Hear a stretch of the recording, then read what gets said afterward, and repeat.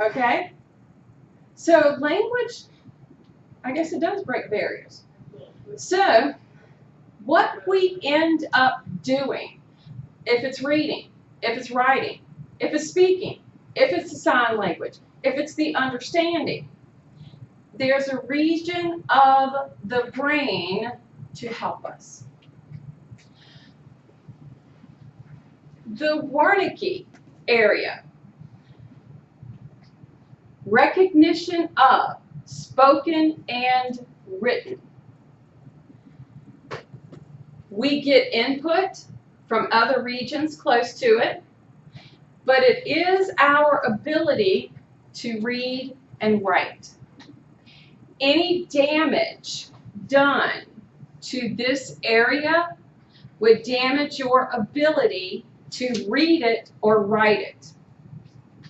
You would understand it, but you wouldn't be able to read it or write it. Wernicke will help us in this area formulate a phrase and transmit the plan of speech to the Broca.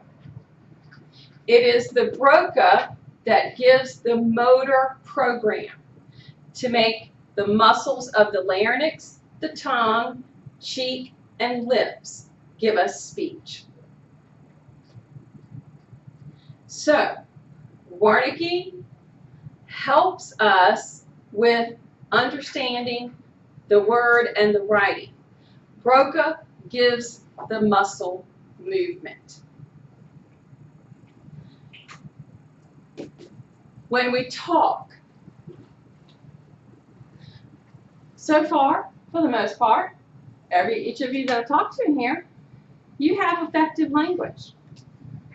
You don't just simply stand there and speak to me and not have any type of emotion or any type of inflection to the language that you're giving. That's letting me know both areas are good, Wernicke and Broca, okay? Sometimes, if there's damage, people put the not proper emotion to it. Like my friend who laughs at anybody who might fall down, okay? And she's going, oh my goodness, I'm so sorry, I'm laughing. Yeah, and I'm like, come on. If a person has any damage to usually Wernicke and Broca areas, usually they can't talk. They could maybe have a little bit of understanding of some things, but chances are their ability to understand either the written or the spoken, the ability to speak, there's usually been some type of damage in those areas.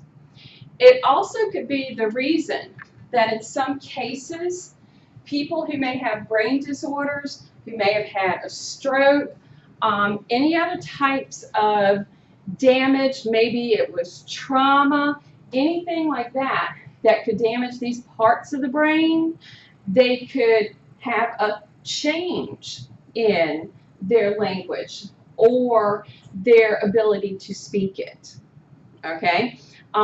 Any damage that can be done here can range anywhere from they speak to you in something that completely is nonsensical, but in their mind, they're making complete sense, okay, to not being able to speak at all, not being able to read any of the words. So these are the areas, two areas that are very important for our ability for language. Like I mentioned, the lateralization does exist. All right? Have you ever been like, oh, well, I'm left-brained or I'm right-brained? Okay? Well,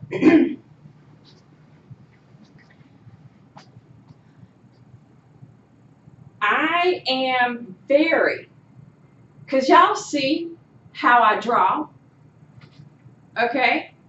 I don't have that ability for creativity, all right? I was actually talking to a couple students before I came into class going, you guys, I can't think of anything to do to make this fun.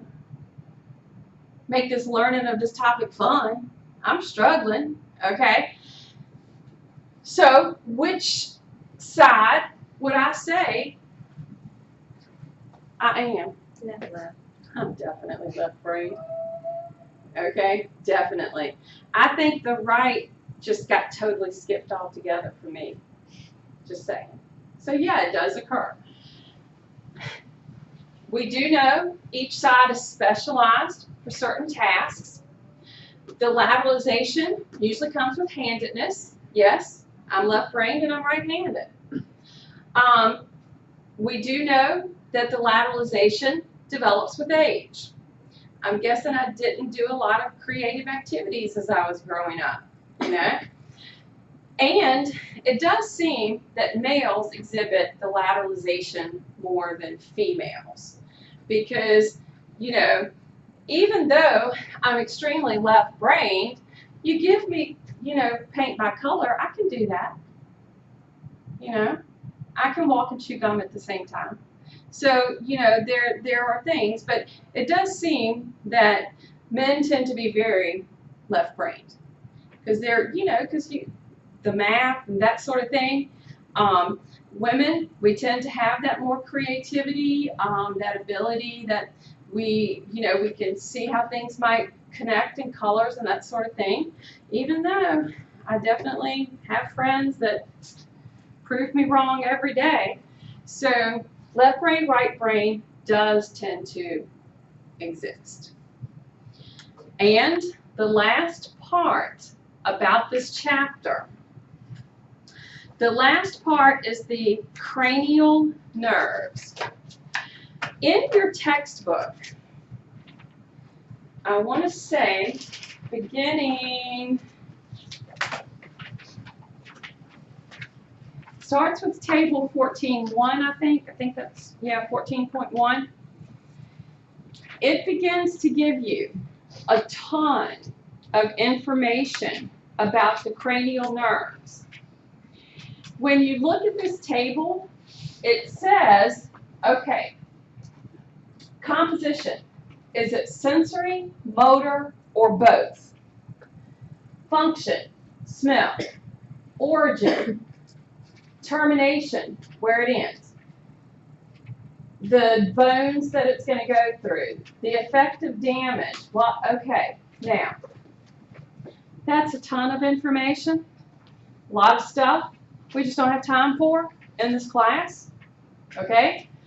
Couple of things I want you to know about the cranial nerves. For the most part, they come from the base of the brain. They're going to exit through foramina within the cranium, holes that are present. They will lead to muscles and sense organs, mostly in the head and neck. The vagus nerve is different, okay? That runs the entire viscera of the body. Always, always, always represent them with Roman numerals. When you look at these, you will see they have their Roman numeral with them. 1, 2, 3, all the way up to 12. Okay? So if you will see them represented out in the field as their Roman numerals. So always associate their Roman numerals. And their descriptive names. Number 1, olfactory. Number 2, optic. If I were to give you, say, this picture, all right? And let's say that I took the labeling out. I would want you to come back and be able to label 1, 2, 3, and for the most part, they're in order. There are 2 that are out of order, okay? But I would want you to label them according to Roman numeral 1, olfactory. Roman numeral 2, optic. Does that make sense? Okay. So, like I said, as you read, do read over them because they're very interesting. Okay, they're very interesting to know about. You'll get more into them in your programs that you go into. But like I said, they're either sensory or motor, and some of them are both. Okay, so pay attention to whether they're sensory or motor. So get those names, get those Roman numerals, kind of look at, is it listed as motor or sensory? All right, because some of them are very interesting to know about. So other than that, I'm not going to ask you, for example, the cranial passage that it goes through. I won't ask that. I won't ask the origin. I won't ask that termination.